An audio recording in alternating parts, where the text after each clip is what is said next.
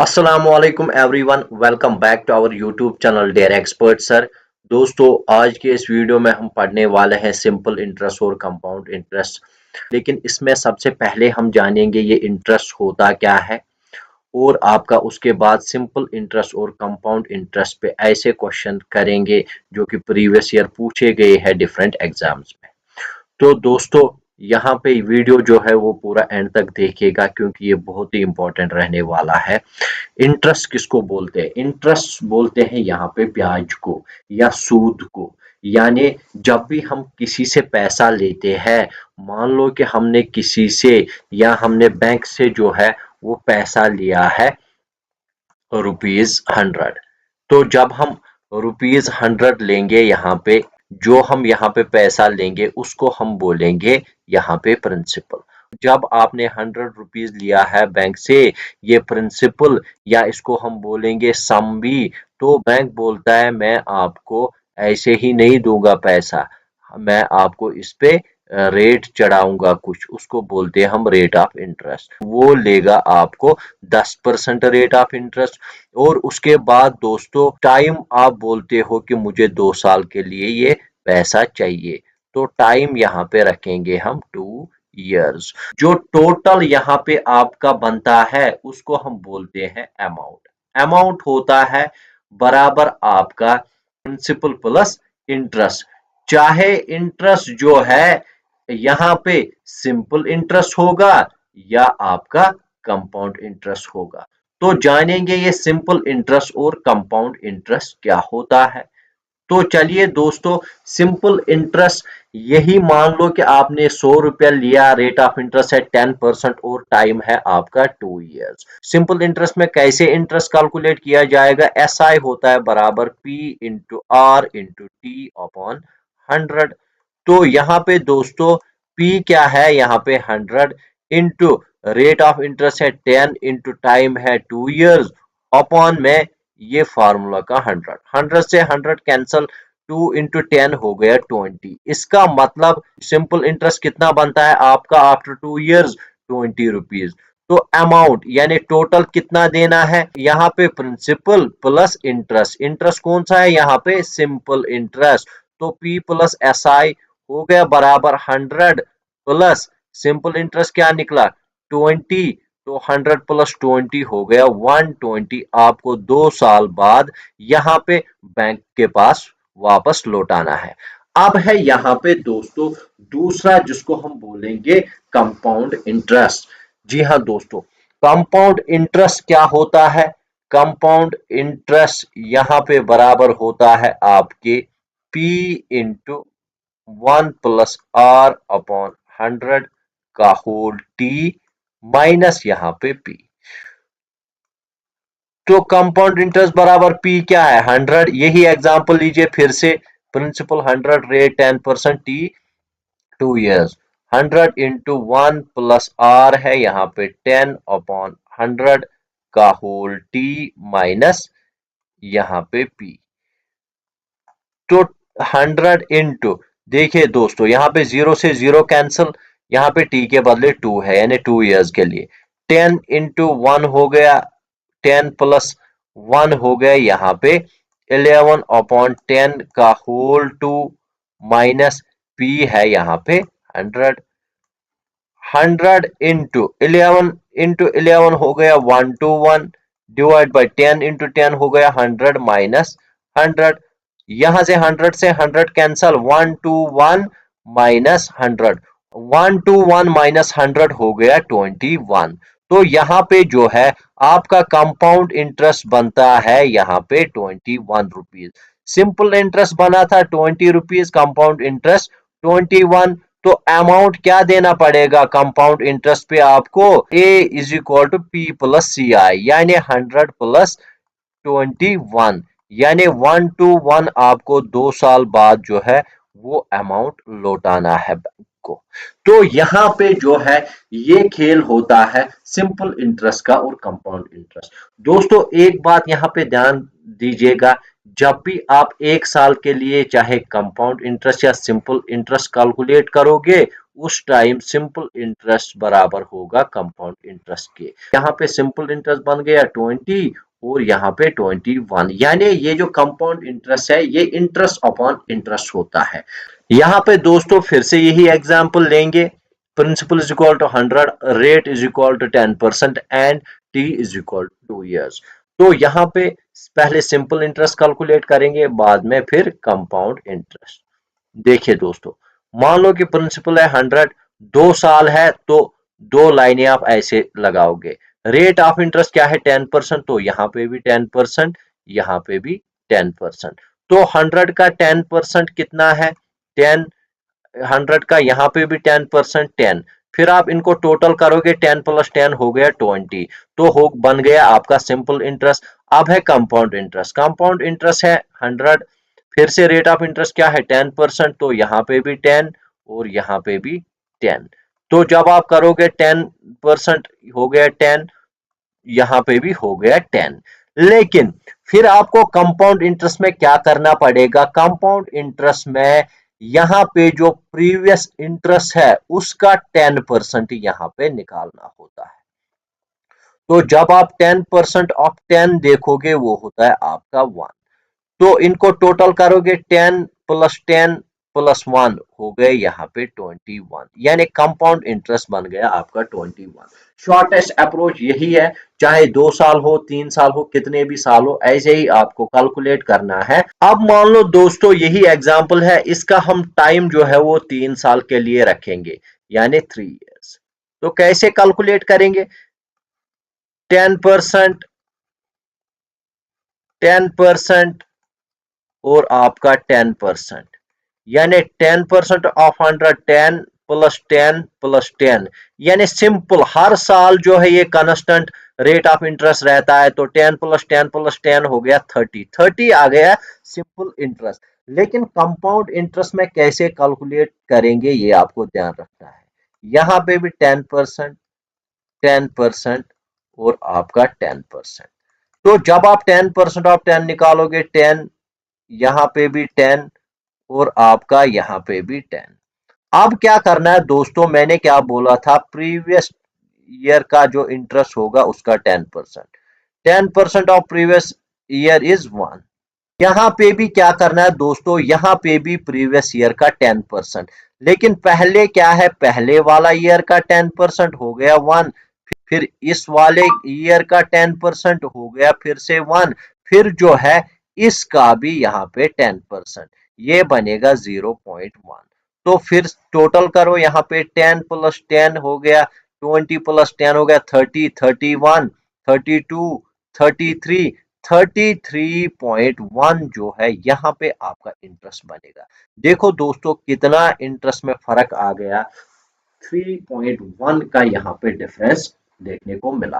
तो ये होता है आपका कंपाउंड इंटरेस्ट, यानी इंटरेस्ट अपॉन इंटरेस्ट। दोस्तों आई होप ये जो बेसिक कंसेप्ट है ये आपको समझ में आया होगा। अब जो है सीधे क्वेश्चन पे आएंगे। तो सबसे पहला जो यहाँ पे क्वेश्चन है वो आया हुआ एसएससी सीजीएल। जी हाँ दोस्तों, एसएससी सीजीएल में पूछा गया क्वेश्चन है। यहाँ पे क्वेश्चन क्या है, a sum becomes 12,000 in 3 years and 15,000 in 6 years at simple interest। Simple interest पे कोई सम जो है 12,000 बन रहा है किन पे, 3 years में, ये आपको याद रखना है। और आपका 15,000 बन रहा है 6 years में। तो इसका मतलब क्या है, 3 साल में कितना चेंज हुआ, यानी 6 - 3 हो गए ना 3 years। 3 years में कितना ये चेंज हुआ है, 12,000 से 15,000 बन गया 3,000, यानी 15,000 - 12,000, 3 years में 3,000। इसका मतलब 1 year में कितना यहाँ पे इंटरेस्ट बनता है, 1 year में यहाँ पे बनता है 1,000। तो जब 1 year में 1,000, टोटल कितने years है, 3 years + 6 years हो गए 9 years। 9 years में कितना बनेगा, यानी 9 × 1000 हो गया 9,000। यानी इसका मतलब ऑप्शन बी जो है वो इसका सही आंसर है। हो गए ये क्वेश्चन, बहुत ही इजी क्वेश्चन था दोस्तों। उसके बाद आया हुआ क्वेश्चन है आरआरबी एनटीपीसी में। क्वेश्चन क्या है यहाँ पे, the simple interest on a sum for 4 years at 10% per annum is 2000, the principal is।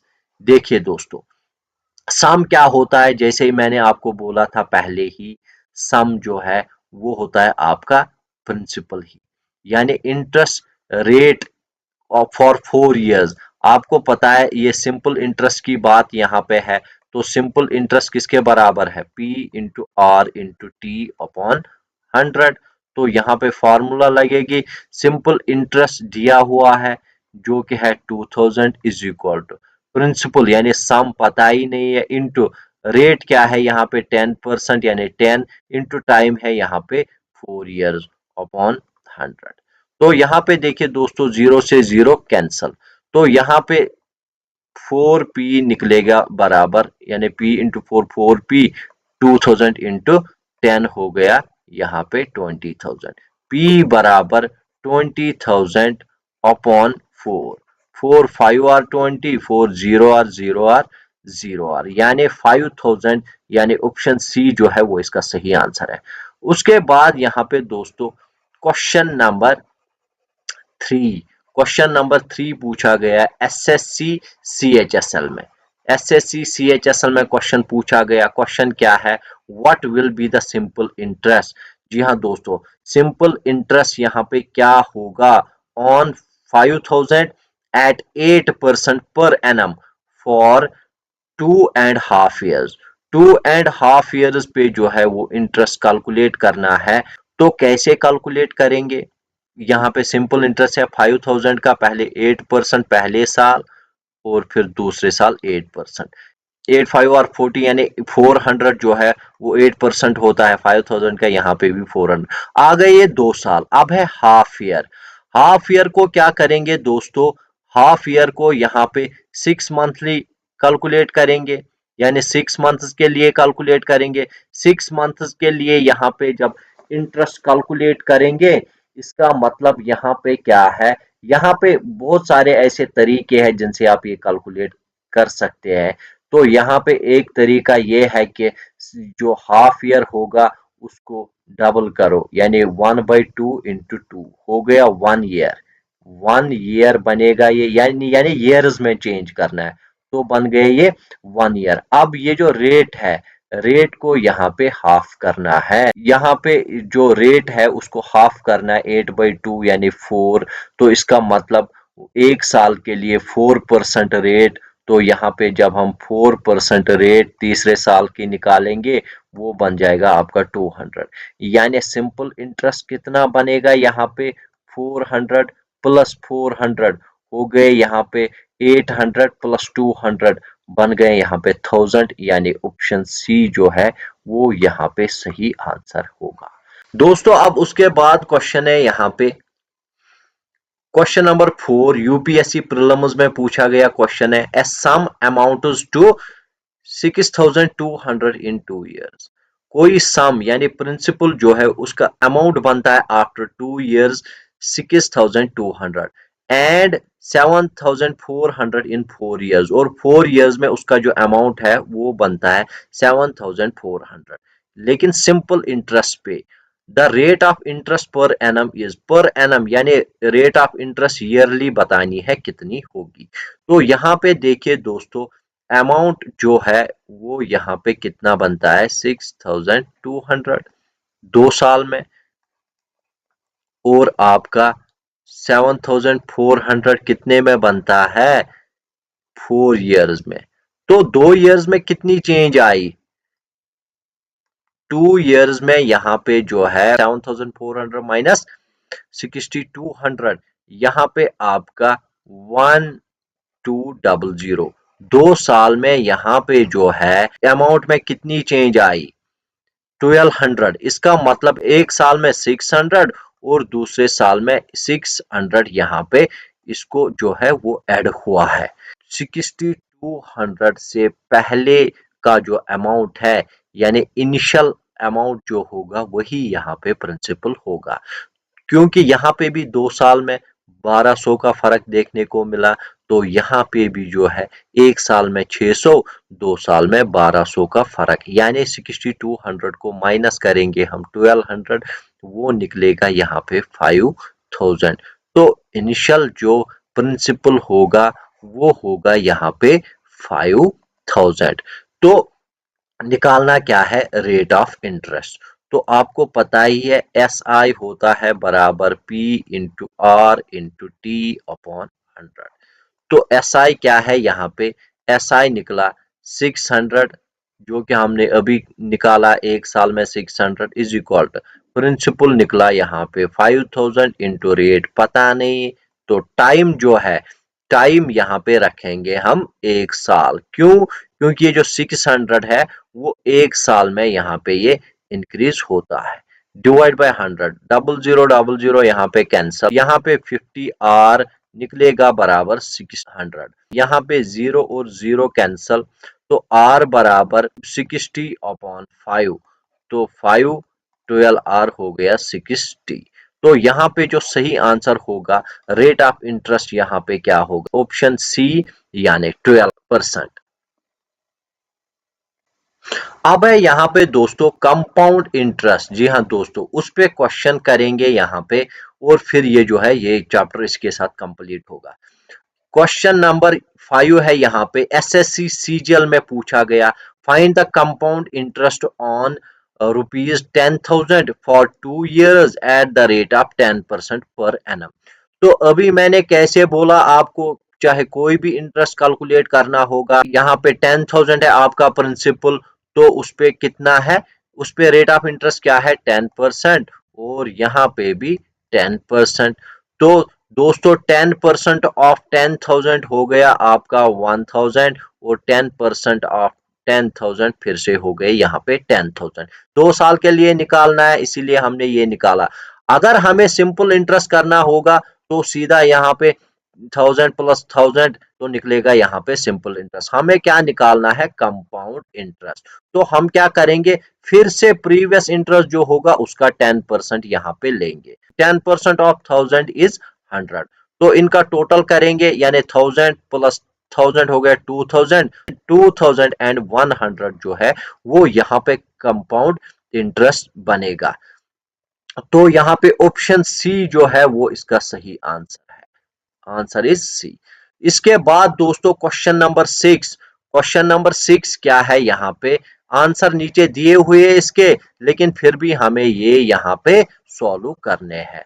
Question number 6 क्या है, यहाँ पे आईबीपीएस क्लर्क में पूछा गया क्वेश्चन है, a sum amounts to 12,100, a sum amounts to 12,100 in 2 years at compound interest at 10% per annum. The principal is, कोई सम या कोई प्रिंसिपल यहाँ पे जो है वो बनता है अमाउंट कितना 12,100, कितने साल में 2 years में, कंपाउंड इंटरेस्ट में, लेकिन एट द रेट ऑफ 10%। तो 10% यहाँ पे रेट लगी हुई है। तो यहाँ पे क्या है, यहाँ पे हमें बताना है प्रिंसिपल क्या होगा। तो कैसे करेंगे दोस्तों, अगर हम देखेंगे अभी हमने देखा 2 साल में यहाँ पे 2100 यहाँ पे निकल रहा है इंटरेस्ट, इसका मतलब अमाउंट जो है वो यहाँ पे 10,000 है, लेकिन हमें ये निकालना है। निकालेंगे कैसे, निकालेंगे यहाँ पे आपका सी आई होता है बराबर पी इंटू 1 + r अपॉन 100 का होल टी माइनस पी। तो यहाँ पे हम क्या करेंगे, यहाँ पे देखेंगे अमाउंट किसके बराबर होता है, जैसा कि मैंने आपको पहले ही बोला अमाउंट बराबर होता है आपका प्रिंसिपल प्लस कंपाउंड इंटरेस्ट।